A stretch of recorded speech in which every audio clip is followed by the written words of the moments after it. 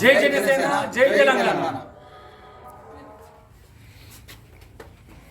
జై జనసేన. నా పేరు రామారావు అండి, కొరట్ల నియోజకవర్గం, ఉమ్మడి కరీంనగర్ జిల్లా.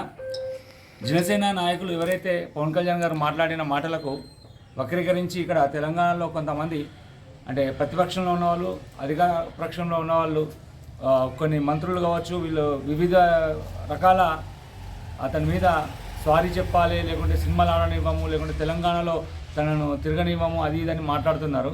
నిజంగా తనకు సారీ చెప్పాల్సిన అవసరం అనేది 100% లేదు. ఎందుకంటే తను మాట్లాడిన మాటల్లో కూడా అలాంటి పదజాలం అనేది ఇక్కడ మాట్లాడలేడు కాబట్టి అతను సారీ చెప్పాల్సిన అవసరం లేదు. ఇక ముందు మీరు తెలుసుకోవాల్సిన విషయం ఏంటంటే, ఎప్పుడైతే పవన్ కళ్యాణ్ మీద విమర్శలు చేసిన వాళ్ళు గత ప్రభుత్వాలు ఆల్రెడీ ఆంధ్రప్రదేశ్లో చూశారు.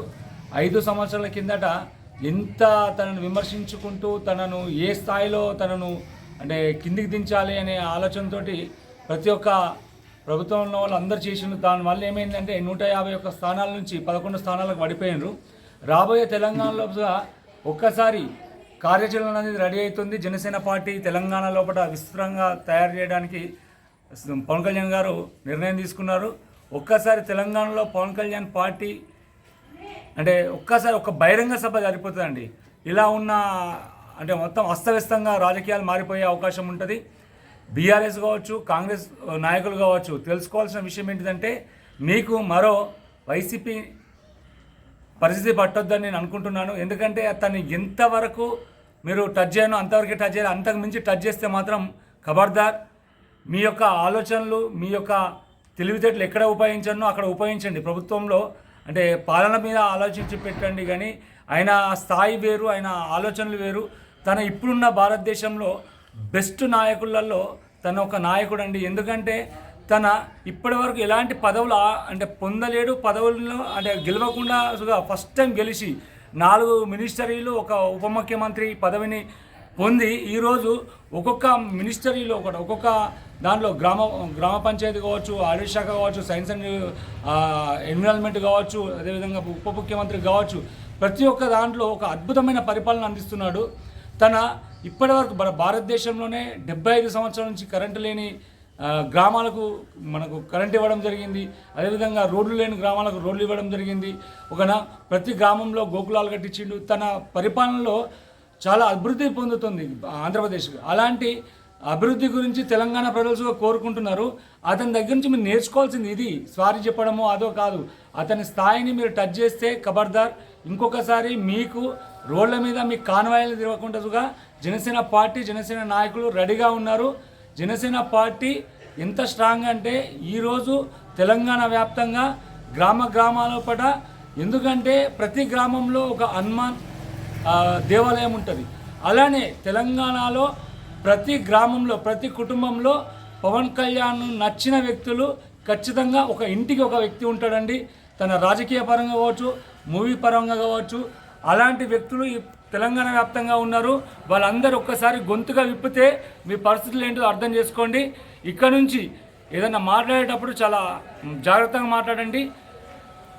ఇక రాబోయే స్థానిక ఎలక్షన్లో కావచ్చు, మున్సిపల్ ఎలక్షన్లో కావచ్చు, గ్రేటర్ హైదరాబాద్ కావచ్చు, వచ్చే ఏదైతే ఉందో జనరల్ ఎలక్షన్లో కావచ్చు, ఒక్కటే ఒక బహిరంగ సభ తెలంగాణలో పవన్ కళ్యాణ్ గారు పెట్టినట్టయితే మన తెలంగాణ రాజకీయంగా మొత్తం మారిపోయే అవకాశం ఉంటుంది. ఇంత మంచి అంటే ఇలాంటి విషయాలను గుర్తుపెట్టుకోండి. జై జనసేన, జై తెలంగాణ, జై హింద్. జై జనసేన, జై తెలంగాణ. ధర్మో రక్షిత రక్షిత. 78 సంవత్సరాల స్వతంత్ర భారతదేశంలో ఏనాడు కూడా ప్రజా సమస్యలపై నోరు మెదపని స్వార్థ రాజకీయ నాయకులు నేడు తెలంగాణలో కోకొల్లలుగా ఉన్నారు. వారందరూ కలిసి దేశం మెచ్చిన ప్రజానాయకుడు శ్రీ పవన్ కళ్యాణ్ గారి వ్యాఖ్యలను వక్రీకరించి వారిపై అనుచిత వ్యాఖ్యలు చేయడం చాలా బాధాకరం అండి. పవన్ కళ్యాణ్ గారు యాక్చువల్లీ వారు మాట్లాడిన ప్రసంగంలో ఎక్కడ కూడా తెలంగాణ నాయకులు కానీ తెలంగాణ ప్రజలు కానీ దిష్టి పెట్టారని అనలేదండి. ఇక్కడ విషయం ఏంది అని అంటే, మేము ఏం చెప్పదలుచుకుంటే ఈ సందర్భంగా మా తెలంగాణ జనసేన పార్టీ తరపున, మా జన సైనికులు మరియు వీర మహిళలందరి తరపున ఏ రాజకీయ నాయకులు అయితే బురద జల్లాలని ప్రయత్నం చేశారో కళ్యాణ్ అన్నయ్యపై, వారందరికీ పేరు పేరున ధన్యవాదాలు తెలుపుతున్నాం ఈ సందర్భంగా. మీ వల్ల నేడు తెలంగాణలో జనసేన పార్టీ ఉంది. అలాగే జనసేన పార్టీ ఇంత బలంగా ఉందా, జనసేన పార్టీకి ఇంత కేడర్ ఉందా అని తెలియజేశారు. అలాగే మా జన సైనికులను, మా జనసేన వీర మహిళలను చాలా యాక్టివ్ చేశారు. ఈ సందర్భంగా మరొక్కసారి మీరందరికీ ధన్యవాదాలు తెలుపుతున్నాము. ఇంకో విషయం ఏంటంటే, కొంతమంది మంత్రులు మాట్లాడుతున్నారండి, వారి స్థాయిని మించి మాట్లాడుతున్నారు. అలాగే బల్మూరి వెంకటన్న, మీరు బేషరత్గా కళ్యాణ్ అన్నయ్యకు మరియు వారి కుటుంబ సభ్యులకు క్షమాపణలు కోరాలి. అలాగే తెలంగాణ సమాజానికి కూడా మీరు క్షమాపణలు కోరాలి. మీరు చేసిన వాగ్దానాలు ఏంటి, మీరు ఇచ్చిన హామీలు ఏంటి, నేడు తెలంగాణలో జరుగుతున్న పరిణామాలు ఏంటి ఒకసారి ఆలోచించుకోండి. మీరు మీ స్థాయిని మరిచి మాట్లాడారు కాబట్టి వీలైనంత త్వరగా పవన్ కళ్యాణ్ గారికి మరియు వారి కుటుంబ సభ్యులకు క్షమాపణలు బేషరత్గా కోరాలి. అప్పుడు మీరు తెలంగాణలో తలెత్తుకొని తిరుగుతారండి. మీకు ఎటువంటి ఇబ్బందులు లేకుండా మా జన సైనికులు చూసుకుంటారు.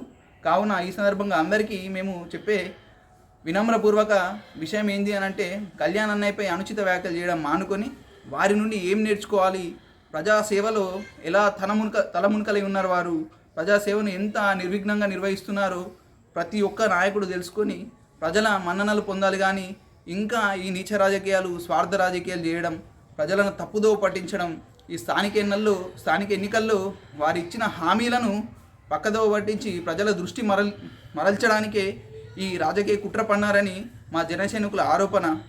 అలాగే భాష పదజాలం అన్నది మేము కూడా యూజ్ చేయొచ్చండి, మేము కూడా వాడచ్చు. కానీ మా జనసేన పార్టీ ఏంటంటే ఒక అద్భుతమైన సిద్ధాంతాలతో పనిచేస్తున్న పార్టీ అండి. ఎప్పటికైనా కూడా జనసేన పార్టీకి ప్రత్యర్థులు కేవలం ప్రజా సమస్యలనండి. మాకు ఏ రాజకీయ పార్టీలో నాయకులు కానీ, ఏ ప్రత్యర్థులు కానీ మా ప్రత్యర్థులు కాదండి. మేము ఎప్పుడు పోరాడేది ప్రజా సమస్యలపైనే. ఈ సందర్భం కూడా మళ్ళీ తెలియజేస్తున్నాం, ఈ ప్రజాస్వామ్య దేశంలో జనసేన పార్టీకి ప్రత్యర్థులు కేవలం ప్రజా సమస్యలే అండి. మాకు ఏ రాజకీయ పార్టీ నాయకులు మాకు విరోధులు కాదు, ప్రత్యర్థులు కాదు. దయచేసి ప్రతి ఒక్కరు ఎవరైతే కళ్యాణ్ అన్నయ్యను కించపరుస్తూ మాట్లాడారో వారు ఒకసారి పశ్చాత్తాపం చేసుకొని కళ్యాణ్ అన్నయ్యకు ఈ సందర్భంగా క్షమాపణలు కోరుతున్నాం. అలాగే బీఆర్ఎస్ నాయకులు కూడా చాలామంది చాలా మాట్లాడుతున్నారు. వారు మళ్ళీ ప్రాంతీయ విద్వేషాలు రెచ్చగొట్టాలని చూస్తున్నారు. దయచేసి తెలుగు ప్రజలు చాలా సుఖ సంతోషాలతో ఆనందంగా ఉన్నారు. ఇప్పుడు విడిపోయినా కూడా ఇటువంటి మళ్ళీ దుర్మార్గమైన వ్యాఖ్యలు చేసి తెలుగు ప్రజల మధ్యలో చిచ్చు పెట్టాలని చూడొద్దు. అది కేసీఆర్ గారి నుండి ప్రారంభమైన పద్ధతి అండి. వారి హయాంలో రచింపబడిన రాష్ట్ర గేయము జయ జయ హే తెలంగాణ జనని జయకేతనంలో కూడా వారు ఒక వాక్యం రచింపజేశారండి. కృష్ణమ్మ గోదావరి నీళ్లు మన భూములకు, మన బీళ్లకు మల్లాలి అంటే, ఆంధ్ర వెళ్ళే నీళ్లు కూడా మన బీళ్లకు మల్లాలి అంటే కేసీఆర్ గారి నిరంకుశత ఎటువంటిదో మీరు అర్థం చేసుకోవచ్చు. ఆ వాక్యాన్ని మళ్ళీ మన ప్రస్తుత ముఖ్యమంత్రి రేవంత్ రెడ్డి గారు చేంజ్ చేయించారు. కృష్ణమ్మ గోదావరులు మన పంటలు మన నీళ్ళలు తడపాలి అని. ఆ వాక్యం తప్పవకుంటే రేవంత్ రెడ్డి గారు వాక్యం చేంజ్ చేయించేటోళ్ళు కాదు. కాబట్టి ఈ సందర్భంగా మళ్ళీ తెలియజేస్తున్న బీఆర్ఎస్ నాయకులు ఇప్పటికైనా మానుకోండి ఈ ప్రాంతీయ భేదాలను, విద్వేషాలను రెచ్చగొట్టడము. మీరు దయచేసి తెలుగు రాష్ట్రాల అభివృద్ధికి తోడ్పడండి. కళ్యాణ్ గారు ఒక ప్రధానమంత్రి స్థాయి నాయకుడు అండి, ఏ ముఖ్యమంత్రి ఉప ముఖ్యమంత్రి కాదు. ఈ సందర్భంగా మరొక్కసారి తెలియజేస్తున్నాం. కావున మరొక్కసారి మా విన్నపం ఏంటంటే, ప్రతి ఒక్క రాజకీయ నాయకుడు ఆ ప్రజాస్వామ్య విలువలను కాపాడే ప్రజానాయకుడిని ఎప్పుడు కొనియాడకున్నా కానీ వారు చేస్తున్న మంచి పనులను పొగడండి, వారి నుండి మంచి విషయాలు నేర్చుకోండి. ఒక్క వ్యక్తి ఒక శక్తిగా ఎదిగి ఇన్ని శాఖలను ఎంత పకడ్బందీగా నిర్వహిస్తూ కొన్ని లక్షల కోట్ల మంది హృదయాల్లో ఇలా స్థానం పొంది వారు నిరంతరం ఒక శ్రామికుడి వల్ల శ్రమిస్తూ రాష్ట్ర భవిష్యత్తుకు కాదండి, పూర్తిగా దేశ భవిష్యత్తును తన చేతిలోకి తీసుకొని దేశాభివృద్ధిపై అడుగులు వేస్తున్న తరుణంలో ఇటువంటి వ్యాఖ్యలు చేయడం సమంజసం కాదు. మా జనసేన పార్టీ మరియు మా వీర మహిళలు, మా జనసైనికులందరి తరపున మరొక్కసారి విన్నవిస్తున్నాము. ఎవరు కూడా కళ్యాణ్ అన్నయ్యపై అనుచిత వ్యాఖ్యలు చేయొద్దు. వారి నుండి వీలైతే నేర్చుకోండి, లేదంటే పక్కన కూర్చోండి. అంతేగాని ప్రజా సమస్యలను పక్కదోవ పట్టడం, వారు ఇచ్చిన హామీలను పక్కదోవ పట్టించి ఇవాళ ఏదో వార్తల్లో నిలవడం, వారి ఉనికిని చాటుకోవడం అది సరైంది కాదు. జై జనసేన, జై తెలంగాణ, జై హింద్.